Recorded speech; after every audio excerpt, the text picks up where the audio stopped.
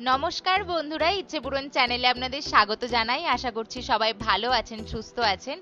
আজ আপনাদের সাথে আরো একটা নতুন রেসিপি শেয়ার করে নিচ্ছি। অনুষ্ঠান বাড়িতে যে ঝুড়ো আলু ভাজা তৈরি হয় সেটা বাড়িতেই কিভাবে বানাবেন পুরোপুরি অনুষ্ঠান বাড়ির স্টাইলে, খেতে কিন্তু একদম একই রকম হবে।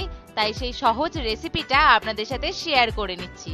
প্রথমেই নিয়ে নিয়েছিলাম আলু, আমি 5 পিস আলু নিয়েছিলাম। আপনাদের প্রয়োজন অনুযায়ী আলু ব্যবহার করবেন। আলুগুলো আমি ভালো করে ছাড়িয়ে নিয়ে ধুয়ে নিয়েছি।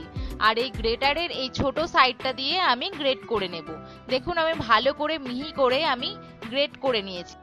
চেষ্টা করবেন এরকম ভাবে মিহি করে গ্রেট করার, না হলে কিন্তু ঝুরি আলু ভাজাটা খেতে খুব একটা ভালো হবে না। দেখুন আমি ভালো করে গ্রেট করে নিয়ে 7 থেকে 8 বার ভালো করে জল দিয়ে ধুয়ে নিয়েছি। এই অবস্থায় অবশ্যই ভালো করে ধুয়ে নিতে হবে, না হলে আলুর মধ্যে স্টার্চটা থেকে গেলে আলু কিন্তু এরকম ঝুরঝুরে বা মুচমুচে হবে না। এরপরে দেখুন আমি কিছু কাঁচা বাদাম আর কারি পাতা নিয়ে নিয়েছিলাম, নিয়ে ভালো করে ধুয়ে নিয়েছি। ধুয়ে নিয়ে একটা কড়াই দিয়ে দিলাম সাদা তেল। তার মধ্যে দিয়ে দিচ্ছি প্রথমেই কারি পাতাগুলো ভালো করে আমি ভেজে নিচ্ছি। হাই ফ্লেমেই ভালো করে ভেজে নিলাম, ভেজে নিয়ে তুলে নিচ্ছি তেল ছাঁকিয়ে। এরপরে দিয়ে দেব কাঁচা বাদামগুলোও আমি ধুয়ে তেলে দিয়ে দিলাম। বাদাম ভাজার সময় গ্যাসের ফ্লেমটা লো টু মিডিয়াম রাখবেন, হাই ফ্লেমে বাদাম ভাজতে যাবেন না, তাহলে কিন্তু বাদামটা পুড়ে যেতে পারে। পুড়ে গেলে কিন্তু সেই ঝুরি আলু ভাজার মধ্যে বাদাম মেশানোর পর বাদামগুলো খেতে ভালো লাগবে না।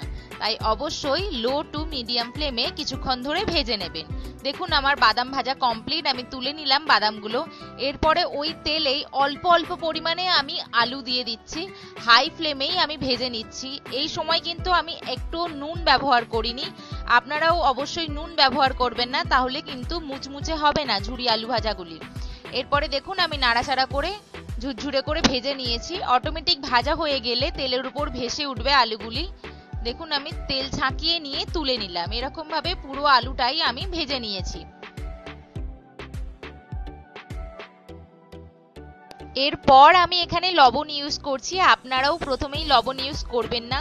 এরকম ভাবে পুরো আলু বাদাম কারি পাতা ভাজা হয়ে গেলে তারপরে পরিমাণ মতো লবণটা ব্যবহার করবেন।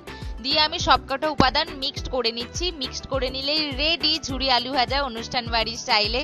বাড়িতে অবশ্যই ট্রাই করবেন বন্ধুরা, খেতে কিন্তু দারুণ হয়। স্পেশালি যদি নিরামিষ দিনে এইরকম একটা আলু ভাজা পাতে থাকে, তাহলে কিন্তু দুপুরের খাবার বা রাত্রের ডিনার তাহলে কিন্তু জমে যাবে।